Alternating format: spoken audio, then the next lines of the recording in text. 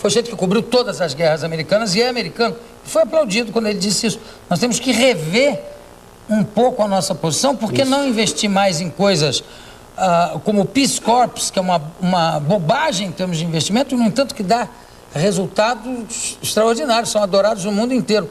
Por que não investir nesse sentido? E você acha que eles tomarão consciência disso? Eu acho que os americanos, a gente tem que fazer justiça com os americanos. Não existe lugar no mundo onde se discute mais os problemas do mundo. As universidades americanas têm muita gente publicando, estudando, tentando entender o mundo. E os próprios problemas também, né? Os próprios problemas. O regime de liberdade, a gente tem que fazer justiça. Agora, por outro lado, existe realmente, é evidente, uma arrogância americana, né, em todos os sentidos. Mas que se você disser, eu acho que é uma herança inglesa, se você disser para o inglês e para o americano que eles são arrogantes, eles ficam magoadíssimos, porque eles não têm a menor consciência disso. O inglês, o aristocrata, que eu sempre brinco que toda a frase termina de boca aberta, a frase já é arrogante, né? How are you, sir? Já termina, tá, já. Se você disser que ele está sendo arrogante, ele diz, you're wrong, sir. Ele acha que não. E eu acho que o americano herdou um pouco dessa arrogância, né? Eu acho que sim. Eu acho que nas ações americanas nos últimos anos, você observa uma posição tanto arrogante. Diz que eles têm que rever essas posições. Dou alguns exemplos. Protocolo de Kyoto, Estatuto de Roma, que cria um Tribunal Penal Internacional, a própria posição americana no encontro agora de Durban, na Conferência do Racismo das Nações Unidas. São pequenas posições que os americanos vão tomando. As posições americanas na OMC... É mais óbvio ainda, né? O protocolo de Kyoto, o meio ambiente, o problema ultrapassa a dimensão nacional, a questão é universal. É um problema do planeta. Pois é. Então são posições que os americanos têm tomado que vai gerando, mesmo no ambiente diplomático e de elite, uma certa resistência. Isso, do ponto de vista mundial, da percepção mais simplista, é multiplicador. Quer dizer, os americanos realmente se encontram numa situação difícil. Eu acho que eles vão fazer a reflexão, já estão fazendo, têm consciência de como o mundo funciona. E eu sou otimista a respeito disso. Apesar da tragédia que foi isso vai ter um efeito positivo no desenvolvimento. Agora, você vê, por exemplo, Christian, vamos voltar um pouco atrás na história. Você pega... Eu vi uma vez uma entrevista do Orson Welles para Dick Cavett, onde ele dizia que os dois homens que mais o impressionaram foram o Churchill, que ele conheceu pessoalmente, o Churchill, e o general Marshall, do Plano Marshall. Quando ele falou isso, eu achei estranho, né?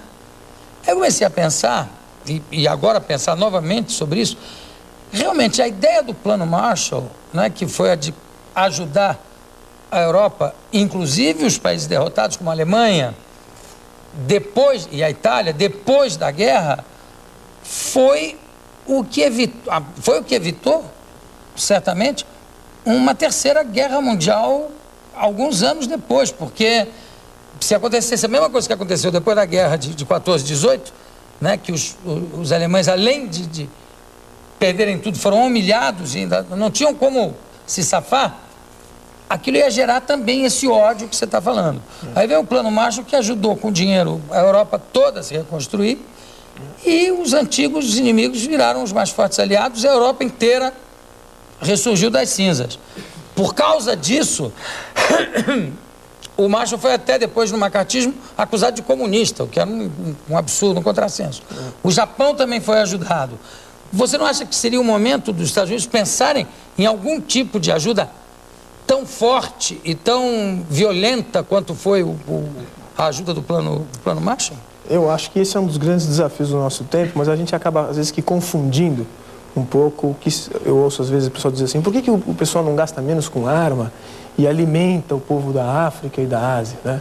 Do ponto de vista da conta matemática, realmente, o que se gasta em arma podia se gastar com auxílio, mas tenho a impressão que o assistencialismo é uma coisa que não funciona nem a nível nacional, nem internacional. Quer dizer, você dá, né? Não adianta dar. Tanto que no Plano Marshall as coisas não eram dadas para serem gastas, mas eram investimentos. Investimento de produtivo e dentro do modelo, aí tinha um problema de concepções também, né?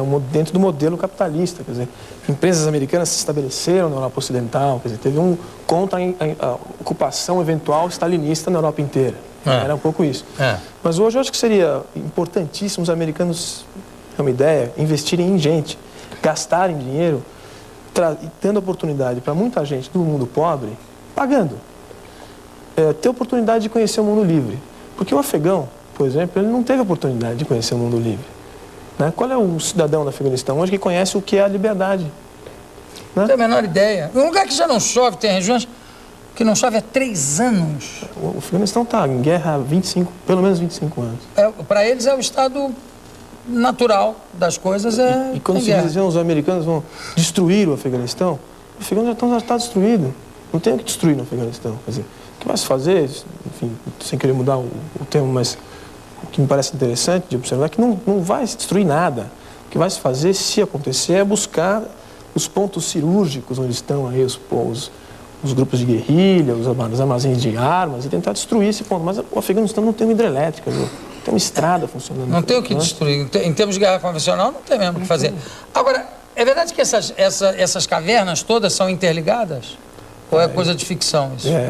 Não tem informação. Porque caverna interligada só do Super-Homem, que eu me lembro. Do Batman, tá. A do Batman, né? Agora, e também é aquele tal negócio. Primeiro agora, a NATO já disse que está dentro, importante. Porque recebeu finalmente as provas de que o Bin Laden está por trás disso tudo. Essas provas não foram divulgadas, né? Não foram divulgadas, mas... Foram passadas só para lá. Está aqui as provas, cadê? Ah, está aqui. Ah, então tá certo. Então nós vamos... Cadê as provas? Estão aqui, ora, vê aí. Não estão? Estão aqui. Mas não foi... Por que não divulgar, já que tudo está sendo feito num clima de tamanha abertura, por que não divulgar já acho que deve ser feito, essas tão famosas provas? Acho que deve ser feito. Eles não vão... Eles iriam se arriscar a fazer uma coisa assim... Eu acho que eles vão fazer as coisas direitinho, fazer um mundo, praticamente um mundo são. Mas o mundo vai querer saber o que... Porque eles já estão dando a desculpa de que é por questões de segurança. Para não revelar o porquê, como é que souberam. Não, eu acho que mais cedo ou mais tarde... Eu tenho um amigo que diz assim, se não foi o Bin Laden, vai acabar sendo, né? É verdade. Mas eu tenho a impressão que eles vão fazer uma investigação... Já comprovaram, pelo menos, que o Al-Qaeda está envolvido, né? O grupo.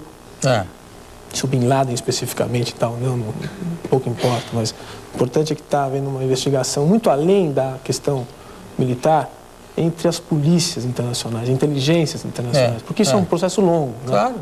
Não é agora, assim, Cristian, você vê uma coisa que me parece terrível, você vê as imagens, né? Dá para você analisar as coisas por trás das imagens. Então você vê lá no Afeganistão, os caras com armamentos moderníssimos, passando obus de uma mão para outra e descalços, em farrapos.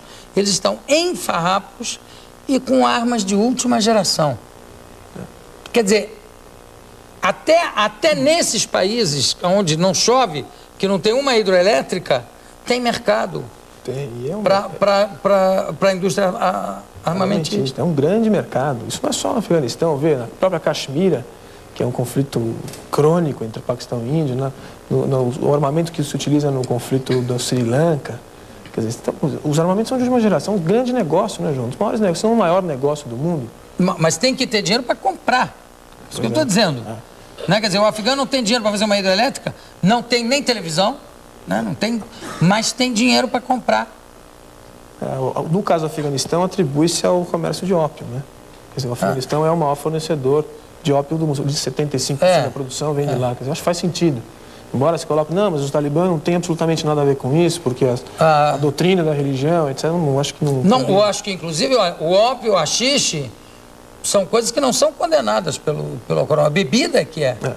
O próprio Khomeini, o velho Khomeini, puxava um fumo violento. Dito por ele mesmo. O álcool é coisa de Satã e tudo. Já o haxixe não, é uma coisa que ilumina. Claro, ele puxava aquele fumo e eu conversei aqui com Christian Lobauer, cientista político que pertence ao grupo de análise da conjuntura internacional e, pelo menos, você é otimista em relação à conclusão disso tudo. Sou otimista e acho que é importante dizer que o Brasil também tem uma posição importante a desempenhar. Esse país não conhece conflito ideológico, conflito étnico, não conhece conflito religioso, uma nação jovem, tem uma posição diplomática importante, atuante, com coerência na história da diplomacia mundial. E é um país que tem muita coisa a mostrar para o mundo. É uma área de estabilidade, pelo menos, diante dessa confusão que se apresenta. Bem, Christian, obrigado. Daqui a pouco a gente volta. Bem.